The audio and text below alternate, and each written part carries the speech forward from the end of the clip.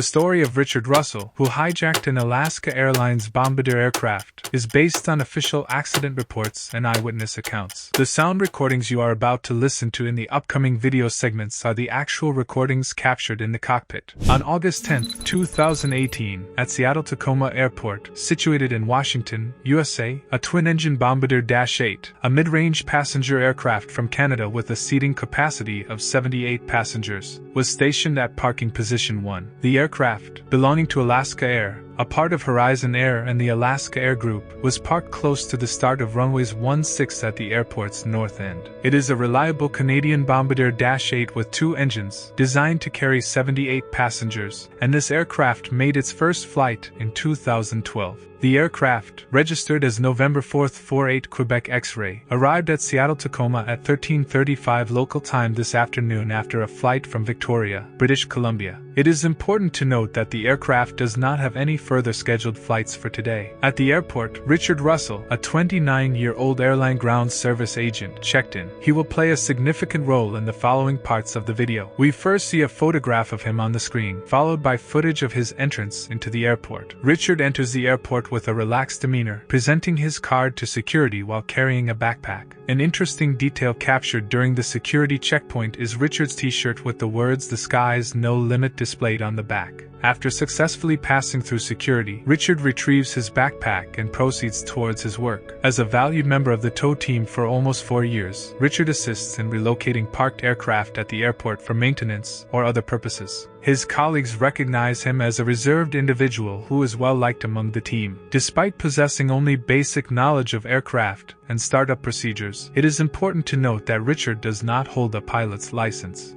Around 5 hours had passed since Russell's arrival at the airport. At 7:15 p.m., Russell approached the parked Alaska Airlines Bombardier Q400 using a tow truck. He made 3 attempts to connect the tow vehicle to the plane but hesitated each time, opting not to hijack the aircraft and returning back. Eventually, Russell mustered up his courage and successfully attached the pushback vehicle to the plane. Interestingly, other airport staff seemed oblivious to any unusual activity taking place. Once Richard attached the pushback vehicle, he proceeded to remove the wheel chocks that secured the plane. Following that, he lifted the safety cones around the aircraft. Afterward, he boarded the plane, entered the cockpit, and took a seat. Following the checklist, Richard successfully completed the necessary tasks to start both engines one by one. Within a matter of minutes, he accomplished the engine startup process, with both engines now running. Normally, receiving clearance from the controller is required before starting the engines. However, in Richard's case, despite the noise and unusual situation, none of the airport staff seemed to notice. The camera recording clearly captures the engine movement. After starting the engines, Richard left the plane and returned to the tow truck. He proceeded to push the aircraft backward, with the engines running and no one on board. However, once the aircraft was disconnected from the tow vehicle, it started moving on its own because the parking brakes were not engaged. In an unusual sequence of events, Richard sprinted and opened the door of the slightly moving plane, re-entering unnoticed. He resumed his position in the pilot's seat. At around 7:30 p.m., Richard began taxiing on the taxiway, heading directly towards the runway without receiving clearance from the controller.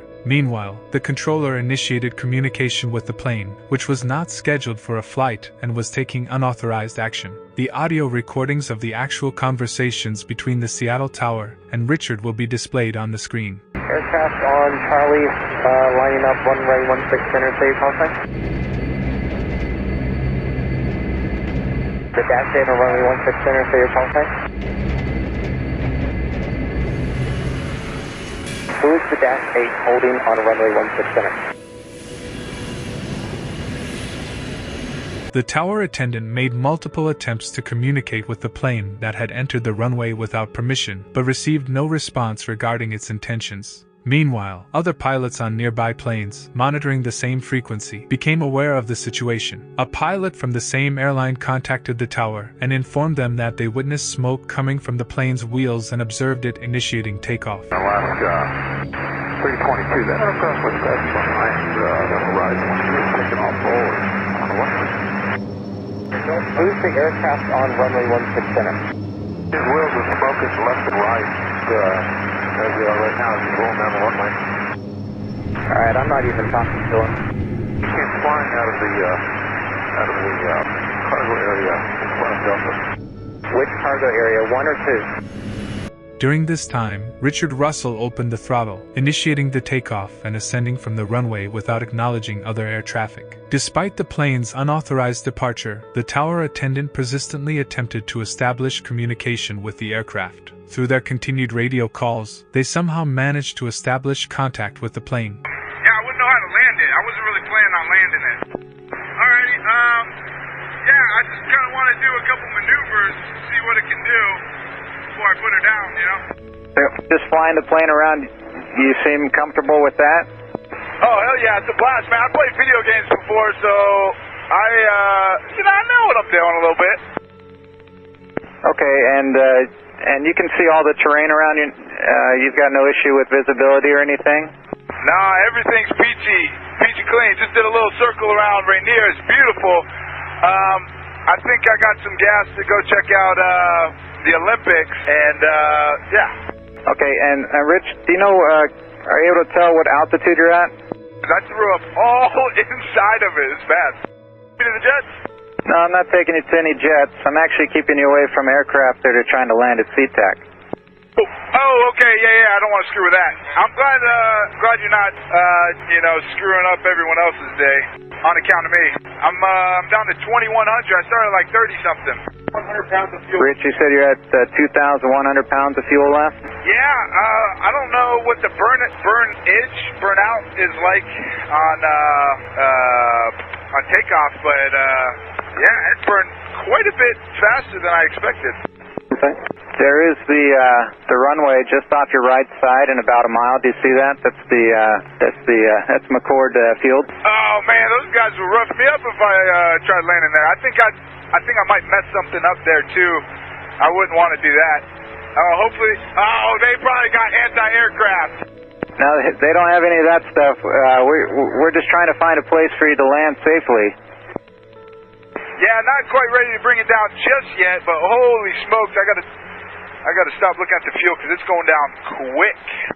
Let's take a quick break. We've put a lot of effort into this video, so if you find it informative, please remember to subscribe and like. Your support allows us to create more content for you. Under normal circumstances, it is standard procedure for military jets to take immediate action, including the potential use of force, to prevent unauthorized aircraft from posing a threat or endangering populated areas. Consequently, at 8:15 p.m. local time, 2 F-15 fighter jets from the North American Airspace Defense Command were deployed to assist the plane. However, upon discovering that the individual operating the aircraft did not pose a threat, the focus shifted to persuading them to land safely rather than resorting to shooting down the plane. Instructions were provided to guide the plane for a controlled landing on the runway. Additionally, another pilot joined the frequency to provide assistance and guidance to Richard during the flight. And I think you might have some questions. Rich, I've got a pilot on with us, and if you got any questions, you can ask him now. Nah, I mean, I don't need that much help. I played some video games before. I would like to figure out how to get this cabin altitude.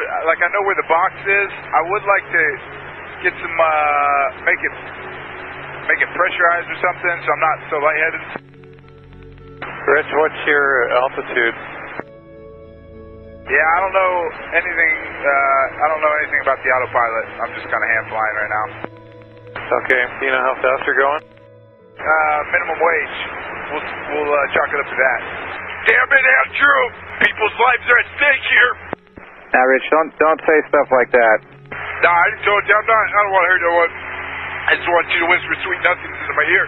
That'd be better than trying to land it. Like, I know how to put the landing gear down. Put your power at probably 50%. That'd be the two top gauges right in the center on that glass display there. And then press, tell me, do your power at 50% or tell me what you got. Yeah, I got it like flight idle. Well, that's too slow. Bring it up to like 50. Other side on the bottom it says HDG and it's got a little blue M on it. You can crank that around and you know what, tell you what, let's just do this. Push, you see the HDG button right by that little thumb wheel? No, you can do that with these things. So what would, if you were to do it, how would you do it? Well, I'd try to figure out how to use the autopilot first. Hey, you think if I land this successfully, Alaska will give me a job as a pilot? I think they would give you a job doing anything if you could pull this off. Yeah, right. Yeah, you do, man. Hey, FAA guy, Andrew, you on? Yeah, I'm still here, Rich. But kind of not either. Sir, if you wanted to land, probably the best bet is that runway just ahead and to your left. Again, that's McCord Field. If you wanted to try, that might be the best way to set up and see if you can land there. Or just like the pilot suggests, another option would be over Puget Sound into the water. Dang, did you talk to McCord yet? Because I don't think I'd be happy with you telling me I could land like that, because I could mess some stuff up. Well, Rich, I already talked to him, and just like me, what we want to see is you not get hurt or anybody else get hurt. So like I said, if you want to try to land, that's probably the best place to go. Hey, I want the coordinates of that orca with the mama orca with the baby. I want to go see that guy. During that time, Richard talked about a sad event involving a killer whale that had given birth but lost its calf. This seemed to affect him emotionally, as he expressed a desire to visit the mother whale. It was clear that Richard was not in a good mental state. Back and get some water. Hey, what's that airport right there behind me? Like to my left. Hey, Rich, this is Captain Bill here. We're still listening. My airplane's doing just fine. How's yours? Like I said, it would be a better option, I think, if you tried to land it or even land it on the water. Yeah. Hey, is that pilot on? I want to know what this weather's going to be like in the Olympics. Well, if you can see the Olympics, the weather's good. I can see the Olympics through my window, and it looks pretty good over there. All right, because I hit some, felt like turbulence around right near, but there was no clouds hardly. Oh, that's just the wind blowing over all the bumpy surfaces there. Oh, copy that. Yeah, but Rich, if you could, maybe start a left-hand turn, start turning back around, because if you get too close to the Olympics, you won't be able to hear us anymore. Turn back around here. Like I said, I just want to keep talking to you, and if you keep going towards the Olympic Mountains, we won't be able to hear each other. I got a lot of people that care about me, and it's going to disappoint them to hear that I did this. I would like to apologize to each and every one of them. Just a broken guy, got a few screws loose, I guess. Never really knew it until now. Man, have you been to the Olympics? These guys are gorgeous. Holy smokes. Yeah, I have been out there. It's always a nice drive. But I think I might have a beer. Yeah, I bet you do. I haven't done much hiking over there, and but if you could start a left turn and turn back towards the east. I know you're getting a good view there, but if you go too much further in that direction, I won't be able to hear you anymore. At this point, Richard had an extraordinary intention to perform a truly incredible maneuver by flipping the plane upside down. Alright, hey, pilot guy, can this thing do a backflip, you think? I'm just gonna do this barrel roll real quick. Well, no need to do that. If you could just start a turn to the right, and then I'll tell you when to stop turning, and then you can keep it level from there. I feel like I need to be, what do you think, like 5,000 feet at least to be able to pull this barrel roll off? You get hurt either. If you could, I see you're still turning to the right. You want to maybe start making a turn back to the left a little bit? You'd be a hero if you could pull off a landing.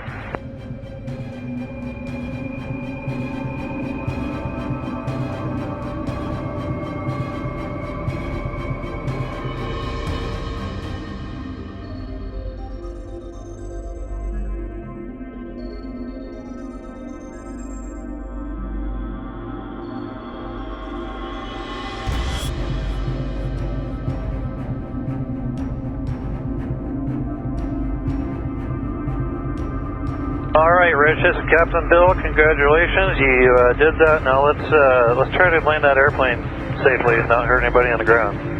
All right. Damn it, I don't know, man. I don't know. I don't want to. I was kind of hoping that was going to be it, you know?